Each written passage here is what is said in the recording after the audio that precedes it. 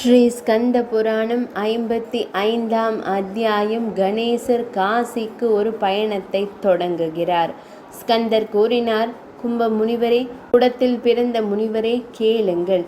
காசியில் மற்ற கணங்கள் நிறுவிய லிங்கங்களை குறித்து நான் உங்களிடம் கூறுகிறேன். பிங்களா கேசன் என்ற சம்புமூர்த்தியின் லிங்கம் கபர்தீசத்தின் வடக்கே பிங்களா கேசனால் நிறுவப்பட்டது. அதை பார்வையிடுவதன் மூலம் மட்டுமே பாவங்கள் நீங்கும். திரிசூலம் தாங்கிய தேவர்களின் இறைவனான வீரபத்ரருக்கு மிகவும் பிடித்தமானவர். இன்றும் கூட ஒருவர் வீரபத்ரேஸ்வர லிங்கத்தை தொடர்ந்து தியானிக்க வேண்டும். அதை பார்வையிடுவதன் மூலம் மட்டுமே வீர சக்திகள் அடையப்படுகின்றன. அவிமுக்தேஸ்வரருக்கு பின்னால் உள்ள வீரபத்ரேஸ்வரரை வழிபடுவதன் மூலம் ஒருவர் வெற்றி பெறுவார். அவர் ஒருபோதும் தடைகளையோ அல்லது போரில் தோல்வியையோ சந்திக்க மாட்டார். முனிவரே, வீரபத்ரரே ஒரு வீரனின் உடலை கொண்டுள்ளார். அவிமுக்த வாசிகளின் தடைகளை அவர் அழிக்கிறார். வீரபத்ரரை தனது மகிமையான மற்றும் அற்புதமான மனைவி பத்ரகாளியுடன் வழிபடுவதன் மூலம் ஒரு மனிதன் காசியில் வசிக்கும் பலனை பெறுகிறான். கிராதேஷ லிங்கம் காசியில் கேதாரத்தின் தெற்கே கிராதனால் நிறுவப்பட்டது. இது பக்தர்களுக்கு பயத்திலிருந்து விடுதலையை அளிக்கிறது. சதுர்முக என்ற புகழ்பெற்ற கணமானது இன்றும் விருத்தகாலேசத்திற்கு அருகிலுள்ள சதுர்முகேஸ்வர லிங்கத்தில் நிலையாக தியானம் செய்து வருகிறார். சதுர்முகேச பக்தர் பிரம்மதேவர் உள்ளிட்ட சொர்க்கத்தில் உள்ள சூரர்களின் குழுக்களால் மதிக்கப்படுகிறார்கள். அவர்கள் அனைத்து இன்பங்களையும் பெற்றவர்கள். கண நிகும்பரால் போற்றப்படும் நிகும்பேஸ்வரரை தரிசித்து அதை வழிபட்ட பின்னர் ஒருவர் தனது கிராமத்திற்கு சென்றால் அவர் நிச்சயமாக கடமையை நிறைவேற்றுவார். அவர் குபேரேசத்திற்கு அருகில் உள்ள சிவலோகத்தில் மதிக்கப்படுகிறார். காசியில் மகாதேவருக்கு தெற்கே உள்ள பெரிய லிங்கமான பஞ்சகேசனை முறையாக வழங்கிய பின்னர் மனிதன் முந்தைய பிறப்பை நினைவில் கொள்ளும் சக்தியை பெறுவான். அந்தர் கிரகத்தின் வடக்கு வாசலில் பரபூத கணரால் போற்றப்படும் பாரபூதேஸ்வர லிங்கத்தை தியானிப்பதன் மூலம் பக்தர் சிவபுரத்தில் தங்குவார்.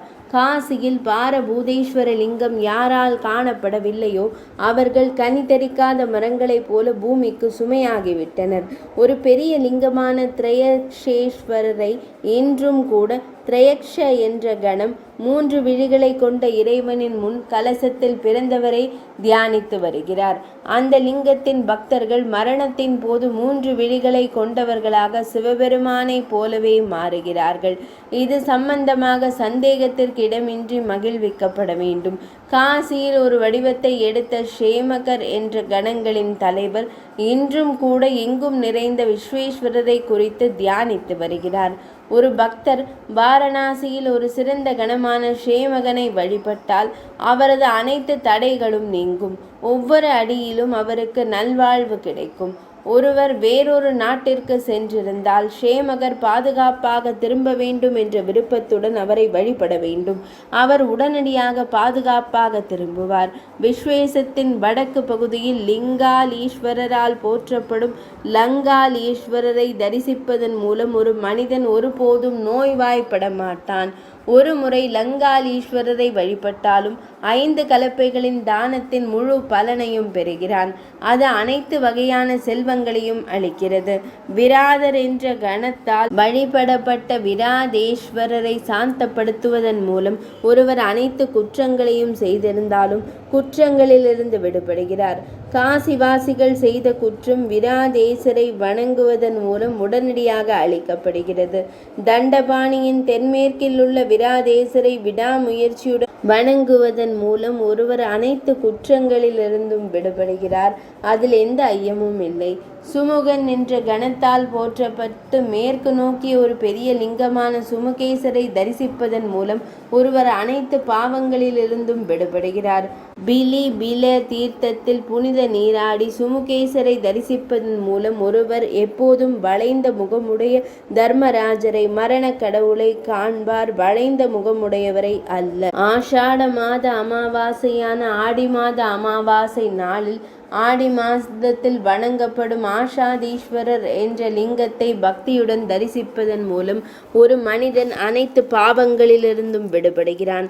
ஆஷாட மாதமான ஆடி மாதத்தின் அமாவாசை நாளில் பாரபூதேசத்திற்கு வடக்கே உள்ள ஆஷாதீஸ்வரை வழிபடுவதன் மூலம் ஒருவன் ஒருபோதும் பாவங்களால் துன்பப்படுவதில்லை. ஜேஷ்டா மற்றும் ஆஷாடத்தில் சுசி மாதத்தில் 14ஆம் அல்லது 15ஆம் சந்திர நாளில் வருடாந்திர யாத்திரை மேற்கொள்வதன் மூலம் ஒரு மனிதன் பாவங்களிலிருந்து விடுபடுகிறான். ஸ்கந்தன் கூறினார், முனிவரே, இந்த கணங்கள் விஸ்வேசரின் மகிழ்ச்சிக்காக தங்கள் பெயர்களுக்கு பிறகு லிங்கங்களை நிறுவிய பின்னர் வாரணாசியில் தங்கியிருந்த போது விஸ்வேசர் மீண்டும் காசி நகரத்தை குறித்து சிந்தித்தார். இன்று நான் எந்த நல்லவரை அனுப்பி அந்த மகானை அழைத்து வருவேன்? என்ன இன்பம்! யோகினிகள், வெப்பக்கதிர் சூரியன், படைப்பாளர், சங்கு கர்ணத்தில் தொடங்கும் கணங்கள், இவர்கள் கடலில் பாயும் ஆறுகளைப் போல காசியிலிருந்து திரும்பவில்லை. நிச்சயமாக காசியில் நுழைந்தவர்கள் என் வயிற்றிற்குள் நுழைந்தார்கள். நன்கு எரியும் நெருப்பில் செலுத்தப்பட்ட ஹவிகளைப் போல அவர்களுக்கு எந்த வழியும் இல்லை. லிங்க வழிபாட்டில் ஈடுபட்டு காசியில் நிரந்தரமாக வசிப்பவர்கள் சந்தேகத்திற்கு இடமின்றி எனது நகரும் லிங்கங்கள். நகரும் மற்றும் அசையாத உணர்வுள்ள மற்றும் பிற அனைவரும் எனது லிங்கங்கள். அவர்களை வெறுப்பவர்கள் துன்மார்க்கர்கள். யாருடைய வாயில் வாரணாசி இருக்கிறதோ, யாருடைய செவிகளில் விஸ்வேஸ்வரரின் கதை இருக்கிறதோ, அவர்கள் மட்டுமே என்னை போலவே வணங்கப்படுவதற்கு தகுதியான காசியின் லிங்கங்கள். இந்த தெளிவான வார்த்தைகள் வாரணாசி, காசி மற்றும் ருத்ரவாசர் யாருடைய வாக்கிலிருந்து வருகிறதோ அவர்களை யமன் வெல்ல இயலாது. ஆனந்த கானனை அடைந்த பிறகு பேரின்ப இடம் அல்லாத வேறு எந்த இடத்திற்கும் நகரத்திற்கு ஏங்குகிறவர்கள் இங்கே எப்போதும் பேரின்பம் இல்லாமல் இருக்கிறார்கள். மரணம் இன்றோ அல்லது நீண்ட காலத்திற்கு பிறகும் வரட்டும். கலியுகம் மற்றும் காலம், மரண கடவுள் ஆகியோருக்கு பயந்து காசியை ஒருபோதும் மனிதர்கள் கைவிடலாகாது. தவிர்க்க முடியாத நிகழ்வுகள் ஒவ்வொரு அடியிலும் நடக்கும். காசியை கைவிடும் அறிவு இல்லாதவர்களே செழிப்பின் இருப்பிடம். காசியின் ஒவ்வொரு அடியிலும் ஆயிரக்கணக்கான தடைகளை தாங்கிக் கொள்வது நல்லது, வேறு எங்கும் அல்ல. வேறு எங்கும் தடையற்ற ராஜ்யத்தை ஒருவர் ஒருபோதும் விரும்பக்கூடாது. எத்தனை தருணங்கள், கண் சிமிட்டல்கள் தொடர்ந்து செழிப்பை அனுபவிக்க இயலும். ஆனால் காசிகா இங்கேயும் மறுமையிலும் தொடர்ந்து மிகுந்த மகிழ்ச்சியை தருகிறது. பிரபஞ்சத்தின் அதிபதியான நான், இங்கேயும் இறைவன். காசிகா முக்தியின் ஒளிர்வி. வான நதியில் அமிர்த அலைகள் உள்ளன. இந்த மூன்றின் சேர்க்கை என்ன தரவில்லை? இந்த நகரம் 5 குரோஷங்களுக்கு, குரோஷம் என்பது 3 கிலோமீட்டர் அளவு மட்டுமே வரையறுக்கப்பட்டுள்ளது. ஆனால் அதன் செழிப்பு வரம்பற்றது. இது ஒரு பக்தரின் முக்திக்கு காரணம். நிச்சயமாக என் நகரமான காசி மட்டுமே வந்து செல்பவர்களுக்கும் உலக இருப்பின் சுமையால் துன்பப்படுபவர்களுக்கும் நிரந்தர ஓய்வுக்கான இடமாகும். ஆசைகளை தூண்டும், ஆசைகள் நிறைவேறிய ஏராளமான பலன்களை தரும் கொடிகளின் இந்த மண்டபம் காசிகா என்று அழைக்கப்படுகிறது. இது எப்போதும் உலக வாழ்க்கைக்கு வழிபோக்கர்களின் வசம் உள்ளது. இந்த காசி பேரரசர் நிர்வாண ராஜரின் விடுதலையின் அரசர், அற்புதமான மற்றும் துன்பத்தை நீக்கும் குடை, அதன் துணைக்கோளாகும். எனது உயர்த்தப்பட்ட திரிசூலம் இடைவிடாத மகிழ்ச்சியை பெறுவதற்காக விளையாட்டுத்தனமாக முக்தியின் மகிமையை விரும்பும் தகுதியுள்ள மனிதர்கள் காசியை ஒருபோதும் கைவிடலாகாது. எனது ஆனந்த வனத்தில் நிரந்தரமாக வசிப்பவர்கள் மகிமையான முக்தியின் சுவையான பலன்களை இங்கே பெறுகிறார்கள். நான் நிர்மமா சொத்துக்களின் மீதான ஆசையிலிருந்து விடுபட்டவன் மற்றும் நிர்மோகா மாயையிலிருந்து விடுபட்டவன் என்ற போதிலும் காசி என்னை மயக்குகிறாள். பிரபஞ்சத்தின் அந்த மந்திரவாதியை யார்தான் நினைவு கூறக்கூடாது? அவளுடைய நாமமே இனிமையானது. அது மிகப்பெரிய பேரின்பத்தை வெளிப்படுத்துகிறது. தகுதியுள்ளவர்கள் அவளை ஏன் ஜபத்தில் மீண்டும் மீண்டும் உச்சரிக்கவில்லை? மக்கள் காசியின் அமுத நாமத்தை இடைவிடாமல் உட்கொண்டால் அவர்களின் பாதை நிச்சயமாக பளபளப்பாகவும் அமுதமாகவும் மாறும். நான் அனைவரின் ஆத்மா. நான் மமதையிலிருந்து உடைமை உணர்விலிருந்து விடுபட்டவன். உண்மையில் இந்த உலகில் காசியின் நாமத்தை மீண்டும் உச்சரிப்பவர்கள் மட்டுமே எனக்கு சொந்தமானவர்கள். வாரணாசியின் இந்த இரகசியத்தை அறிந்த பிறகுதான் கணேஸ்வரர்கள் யோகினிகளுடன் சூரியன் மற்றும் பிரம்மதேவருடன் அங்கேயே தங்கினர். வேறு எந்த நோக்கத்திற்காகவும் அல்ல. இல்லை என்றால் அந்த யோகினிகள், சூரிய கடவுள், பிரம்மதேவர் மற்றும் அந்த கணங்கள் என்னை கைவிட்டு வேறு எங்காவது தங்குவது எப்படி? அவர்கள் காசியில் தங்கியதால் ஒரு பெரிய நன்மை ஏற்பட்டது. அவர்களில் ஒருவர் கூட வேறொரு நாட்டில் தலையிடும் உதவியின்றி தலையிடாமல் ராஜ்யத்தில் பிளவை ஏற்படுத்த இயலும்.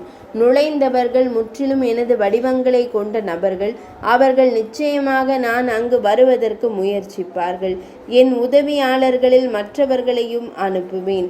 அங்கு சென்றவர்கள் அனைவரும் சிறந்தவர்கள் என்றாலும் நானும் செல்வேன். இவ்வாறு சிந்தித்த மகாதேவர் கஜானனனை அழைத்து, என் மைந்தனே, இங்கிருந்து காசிக்கு செல்லுங்கள். அங்கேயே தங்கி கணங்களுடன் சேர்ந்து நமது நோக்கத்தை நிறைவேற்ற எந்த தடையும் இல்லாமல் முயற்சி செய்யுங்கள். அரசரின் விஷயத்தில் தடைகளை உருவாக்குங்கள் என்று கூறி அனுப்பினார். துர்ஜடியின் கட்டளையை தன் தலையில் வைத்து கொண்டு சூழ்நிலையை நன்கு அறிந்த கணாதீசன் எனப்படும் கணபதியானவர் காசிக்கு அங்கு தங்க விரைந்தார். 55ஆம் அத்தியாயம் நிறைவடைந்தது.